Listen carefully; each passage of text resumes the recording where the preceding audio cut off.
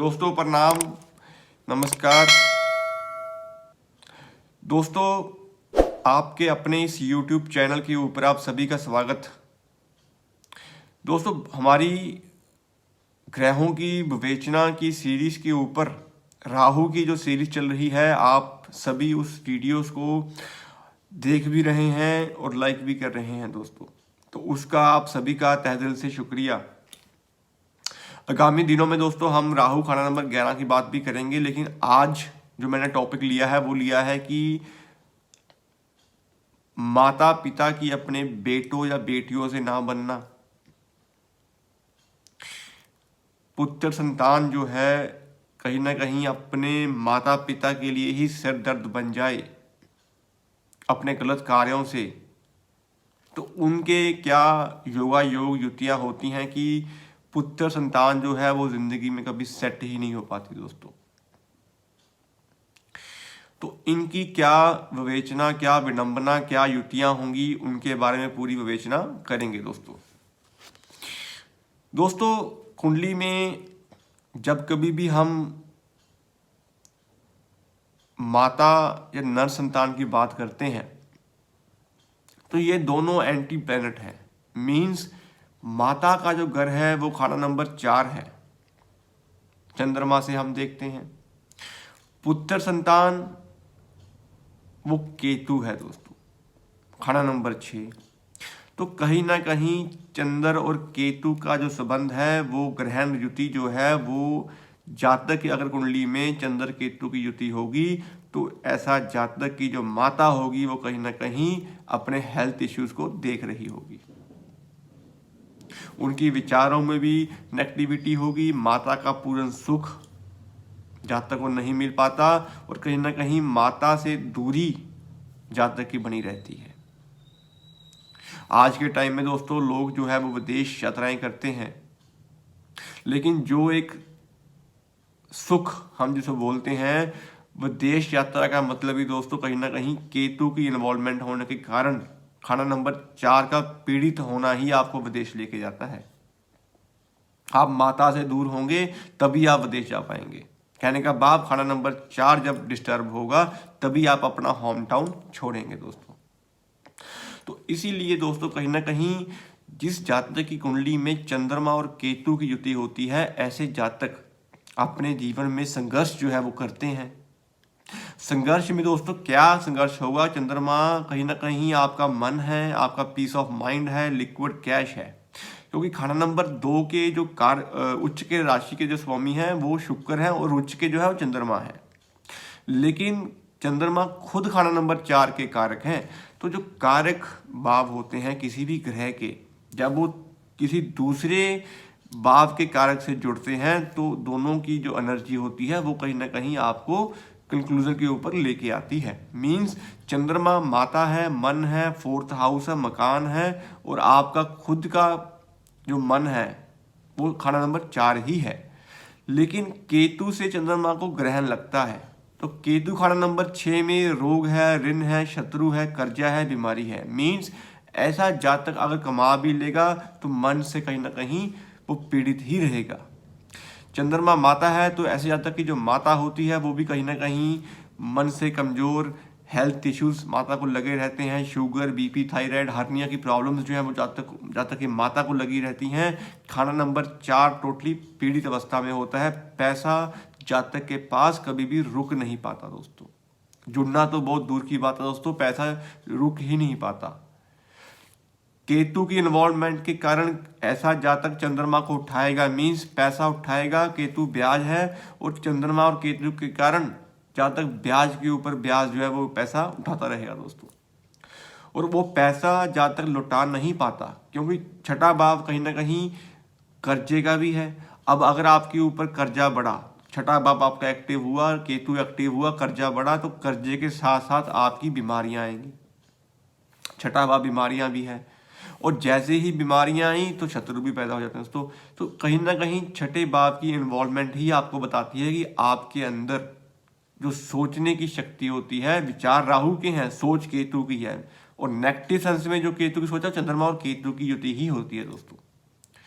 तो माता पिता से ना बन पाने का कारण दोस्तों ये होता है कि अगर आपकी कुंडली में चंद्र और केतु का ग्रहण है तो माता के साथ आपके विचार और सोच कहीं ना कहीं पीड़ित रहती है। आपकी कुंडली में चंद्रमा और शनि की युति हो तब भी जातक जिंदगी में सेट नहीं हो पाता। माता को मोतिया और कहीं ना कहीं आंखों की समस्याएं जो है वो लगी रहती हैं। चंद्रमा शनि की युति वाले जातक भी दोस्तों कहीं ना कहीं बड़े सिक्रेटिव मिशन के इंसान होते हैं, क्योंकि युति जो है वो नीच का केतु बनाती है। और केतु क्या है? केतु आपके जितने भी दुख हैं, जब आप अपने दुख किसी के सामने रोना शुरू करते हैं तो वो चंद्र केतु की युति ही होती है। दुख जब रोएंगे तो दुख केतु है, पानी आंखों से आने वाले चंद्रमा है दोस्तों। तो तभी कहते हैं कि जब भी कभी चंद्र और केतु की युति हो तो इंसान को अपने दुखड़े कम रोने चाहिए। जितना आप केतु को बलवान करते जाओगे चंद्रमा उतना ही पीड़ित होता जाएगा दोस्तों। तो जातक की कुंडली में जब कभी चंद्रमा पीड़ित होते हैं, मीन्स चंद्र शनि के साथ हो, राहु के साथ हो या फिर केतु के साथ हो, तो माता की सेहत, माता से विचार, अनबन और जिंदगी में सेटलमेंट बहुत कम होती है जातक की दोस्तों। विच्छेद जो है वो चलते रहते हैं। अब हम बात करेंगे कुंडली के अनुसार, तो चंद्रमा जब कभी भी खाना नंबर 6 में हो, 8 में हो, 12 में हो, मीन्स छठे भाव में चंद्रमा जब होते हैं तो यहाँ पे भी केतु कहीं ना कहीं बिलोंग करते, छठे भाव को बिलोंग करते हैं, तो केतु का ऋण कुंडली में लगता है। और केतु चंद्रमा छठे भाव में जब बैठेंगे तो माता जो होगी वो आपकी पताल में है, मीन्स माता के लिए जो कष्ट का कारक बनेगा वो केतु बनेगा। केतु क्या है? केतु आपका पुत्र संतान और नर संतान है। अगर जातक की माता की कुंडली में चंद्रमा खाना नंबर 6 में हो तो उनका पुत्र जो होगा वो कहीं ना कहीं माता को तकलीफ देने वाला ही पैदा होगा। माता अपने बेटे को लेके पोसेसिव तो होंगी क्योंकि मन पताल में है, मन पीड़ित है, लेकिन केतु से ग्रहण होने के कारण माता की सेहत ठीक नहीं रहेगी दोस्तों।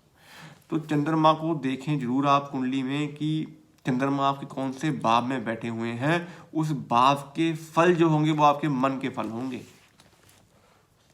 कुंडली में चंद्रमा जब अष्टम भाव में होते हैं दोस्तों तब भी जातक जो होता है वो अपनी माता से वैचारिक मतभेद रखता है। चंद्रमा अष्टम में शमशान में जो बोरिंग का पानी है दोस्तों वो कहीं ना कहीं पताल की सोच जो होती है एक शमशान की, वो हाउस जो है वो मंगल और शनि की युति के कारण ही बना हुआ एनर्जी का हाउस है दोस्तों। तो अष्टम चंद्रमा भी आपको मन से कमजोर, मन से पीड़ित, जुआ सट्टा इन चीज़ों में लिप्त रखता है और माता की सेहत को भी खराब करता है और कहीं ना कहीं आपके खुद के मन को भी खराब करता है। और कुंडली में जब चंद्रमा 12वें भाव में होते हैं तो 12वां भाव आपका कहीं ना कहीं एग्जिट है, राहु का भाव है। चंद्रमा क्या है? चंद्रमा आपकी माता है, सुख है, पैसा है, प्रॉपर्टी है और लिक्विड कैश है। तो वो सब का सब कहाँ जा रहा है? 12वें भाव से राहु की दरबार से एग्जिट हो रहा है। तो 6, 8, 12 का चंद्रमा कहीं ना कहीं बुरा माना गया है दोस्तों। जिंदगी में कोई भी काम जब आप करते हैं तो चंद्रमा का कुंडली में अच्छा होना ही आपको आगे लेके जाता है। दूसरी कंडीशन दोस्तों ये होती है जब कभी कुंडली में चंद्रमा खाना नंबर 11 में होते हैं तब भी नीच केतु बनते हैं। केतु का फल तब भी खराब आता है कुंडली में। तो कुंडली में बैठे हुए चंद्रमा 11 के फल को भी आपको जरूर समझना चाहिए। जब कभी कुंडली में दोस्तों सूर्य और शनि इकट्ठे होते हैं तो पिता और पुत्र का द्वंद्व जो है वो चलता रहता है। अब यहाँ पे आपको ये चीज देखनी है कि सूर्य और शनि जब इकट्ठे होते हैं तो राहु की जो एनर्जी है वो बुरी रूप में बाहर निकलती है। तो सूर्य और शनि का मतलब है लड़ाई झगड़ा, हेल्थ इश्यूज। अब कुंडली में जहां राहु बैठे होंगे उनके फल भी खराब होंगे। अगर कुंडली में राहु वैसे ही आपके अष्टम में बैठे हों तो ये आपके लिए और भी खतरनाक है दोस्तों। अगर ये युति आपकी अष्टम भाव में ही बन जाए सूर्य शनि की तब भी आपकी हेल्थ इश्यूज के लिए भी समस्याएं हैं और आपके पुत्र के साथ भी ना बन पाने का कारण भी यही युति होती है। तो सूर्य क्या है? सूर्य आपका खुद का आत्मविश्वास, आपके पिता है, आपकी प्रसिद्धि है, आपकी जॉब है। अब शनि के अंधकार के कारण सूर्य का जो प्रकाश है उसमें कहीं ना कहीं कमी देखने को मिलती है। राहु क्या है? राहु बुरी सोच है, बुरे विचार है। और जब आपने अपने अंदर नॉन वेज ड्रिंक की हैबिट्स ज़्यादा अपने अंदर ले आए तो राहु का प्रकोप आपके ऊपर ज़्यादा मात्रा में चलेगा दोस्तों। तो कुंडली के अनुसार जब कभी भी सूर्य शनि इकट्ठे होते हैं तब भी पिता पुत्र की आपस में नहीं बनती दोस्तों। अब अगर आपकी कुंडली में पंचम भाव में शनि बैठे हों, जो कि पंचम भाव जो आपकी एजुकेशन का भाव भी है, आपके पिता का भाव भी हम देख लेते हैं दोस्तों। यहाँ से पंचम भाव कहीं ना कहीं आपका सोशल सर्कल भी है, ये 10th हाउस से भी अष्टम है, तो कहीं ना कहीं पंचम भाव में बैठे हुए ग्रह जो होते हैं वो आपकी औलाद को भी जो है वो डिस्क्राइब करते हैं। तो पंचम भाव में आपके कौन से ग्रह बैठे हैं, तो औलाद का जो सुख है पूर्ण, वो हम पंचम भाव के अकॉर्डिंग ग्रहों से भी देख सकते हैं दोस्तों। तो दोस्तों अब उपाय क्या करें, मीन्स जुतियों के उपाय करें या ऋण के उपाय करें। सबसे पहले तो आपको दोस्तों ये चीज़ देखनी होती है कि कुंडली में अगर आपके बेटा सेट नहीं हो रहा, जॉब में समस्याएं हैं, कर्जे में गिर चुके हैं, मन पीड़ित है, डिप्रेशन के शिकार हो चुके हैं और माता पीड़ित है अपने बेटे को लेके, तो कुंडली में बैठे हुए चंद्रमा को जरूर देखें। अगर कुंडली में चंद्रमा खाना नंबर 6 में बैठे हुए हैं तो ये पूर्णतः केतु का ऋण है, और केतु जो है वो रीढ़ की हड्डी है। अगर आपके घर में लड़का जो नर संतान होते हैं दोस्तों, वो घर का वंश वृद्धि है, तो अगर वो ही समस्या में होगा तो घर की जो नींव है वो कहीं ना कहीं कमजोर होनी शुरू हो जाती है। तो इसलिए चंद्रमा छठे का जो उपाय है वो केतु का ऋण का आपको उपाय करना चाहिए। वहां पे आप 100 कुत्तों को एक ही दिन में खाना खिला सकते हैं, हर 6-6 महीने बाद खाना खिलाएं, कुत्तों की सेवा करते रहें, तो आपको ये ऋण से जो है मुक्ति मिलती जाएगी दोस्तों। चांदी जितनी हो सके उतनी धारण करके रखें, कच्चे दूध से स्नान करते रहें, और केले, चंद्र केतु की युति अगर आपकी कुंडली में है तो केले का दान आप मंदिर में जरूर देते रहें दोस्तों। 3 केले आप मंदिर में दे सकते हैं। बृहस्पति की मत लेते रहें, कानों के पीछे आप केसर हल्दी का तिलक लगाते रहें। और सबसे अच्छा उपाय दोस्तों ये होता है कि आप अपनी माता के चरण स्पर्श करें। चंद्रमा आशीर्वाद के रूप में अगर आप झुकेंगे, केतु पैर है, तो आप जब आप झुकेंगे तो कहीं ना कहीं चंद्रमा बलवान होगा आपका। तो कोई भी एज लेडीज जो है आपके घर में हो तो आप उनके चरण स्पर्श करें 43 डेज। तो पूर्णतः बुरी से बुरी आदत, आपको किसी भी प्रकार की कोई भी आदत हो तो आपका मन जो है उस चीज को छोड़ने के लिए तैयार हो जाएगा दोस्तों। तो आप इस उपाय को करके देखें और अपने घर की नॉर्थ ईस्ट की डायरेक्शन को साफ रखें।